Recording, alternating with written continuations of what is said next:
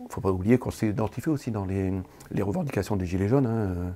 Donc on voudrait nous tellement que ces manifestations se passent plus clairement possible pour qu'ils puissent revendiquer. Il y a des choses qui sont en cours, mais voilà, ils sont débordés par tout ce qui est casseur actuellement.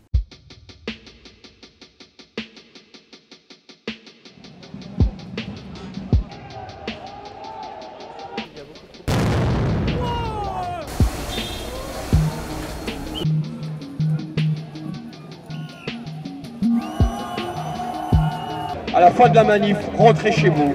Ne restez pas statique, ne regardez pas ce qui se passe. Les Gilets jaunes, ils ont évolué sur le fait de mettre en place un dispositif de sécurité. C'est bien de mettre un cordon de sécurité. Pour moi, il n'est pas adapté sur les fins de manif, on l'a vu samedi, hein, où après que tous les cadres des Gilets jaunes se soient écartés de la manifestation, il n'y a plus rien, il n'y a plus de dispositif de sécurité, et là on en arrive au trouble à l'ordre public.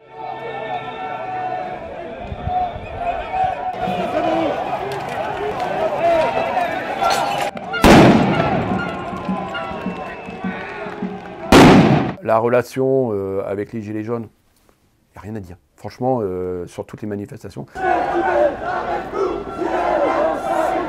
C'est ce qui vient en plus, c'est les casseurs, c'est tout ce qui vient, les extrêmes qui viennent faire en sorte que le mouvement Gilets jaunes dégénère. C'est ça qu'il faut détruire. C'est la taxe, c'est la police, ça. Vous avez vécu, papy. Vous avez vécu, papy. Nous, on n'a pas de vie. Nous, on n'a que ça maintenant. À la fin, on ne voit plus que l'image des débordements, les 45 minutes, plus ce qui s'est passé. Donc aussi les revendications, on ne les entend plus. L'image des Gilets jaunes, elle est casseur, casseur, casseur. C'est pas du tout l'image que je pense qu'ils veulent revendiquer. On a vu hein, sur les manifestations loi de travail qu'on a pu connaître, où ça a été des manifestations qui étaient très gérées. Hein. Il y avait beaucoup de failles, où on laissait éventuellement des casseurs venir. Alors c'était soit la manifestation elle dégénérait dès le départ, ou alors en milieu de parcours, ou à la fin. Donc là, on n'est plus du tout sur ça.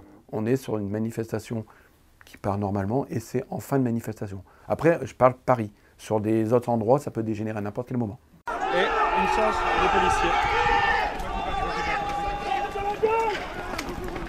Il y a une réelle évolution sur la manifestation Gilets jaunes. Pourquoi? Parce qu'on avait un dispositif qui était statique. On laissait les gens sur les Champs-Élysées en faisant en sorte, et ça a été le pugilat. On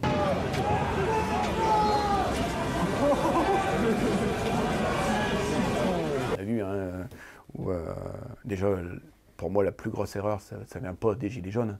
Ça vient de la préfecture de police qui a laissé un chantier accessible à tout le monde.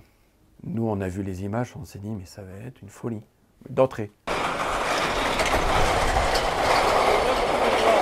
Après de se faire insulter, pour nous, c'est des banalités. On apprend, ça fait pas plaisir, ça fait pas plaisir. Limite-moi qu'on m'insulte, personnellement, c'est pas grave. Qu'on insulte ma famille, ça me dérange. La semaine prochaine, on est là encore. La semaine d'après. Mais c'est surtout de subir l'agression, des jets de projectiles qu'on peut le voir. Moi, ce qui me fait peur, c'est que lorsque la compagnie elle est engagée, c'est qu'on ne revienne pas au complet. Et réellement, c'est la crainte de tout le monde. Après, on a la fatigue qui s'installe. Hein. On a des compagnies, hier soir, j'étais avec des compagnies, 12 week-ends, ça fait 12 week-ends consécutifs, 11 week-ends que les collègues travaillent. On a des compagnies sur le 1er décembre et le 8 décembre qui ont fait 20 heures de travail, sans manger.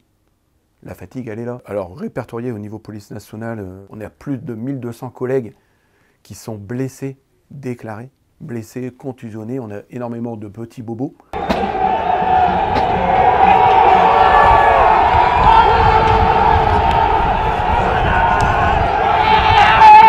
J'ai un collègue qui a eu la main cassée, qui est resté sur le terrain, et la semaine d'après, il était encore présent. Il s'est reblessé, là, il était obligé de s'arrêter. Des collègues qui ont été roués de coups. On a le collègue de la CRS 42 qui a été pris aussi à partie à Morlaix, qui a subi un préjudice physique et moral. Le collègue de la CRS 8, pareil. On a un collègue de la CRS 36, exactement de Metz, pareil, qui a été touché. Peut-être tous des collègues qui sont blessés. La seule chose, c'est qu'on n'entend parler que des blessés côté des Gilets jaunes et des casseurs. Moi, à la limite, les blessés Gilets jaunes, je peux les comprendre. Les côtés casseurs, ils n'ont rien à faire là. Ils n'ont rien à faire là. S'ils viennent au contact, bah, tant pis pour eux.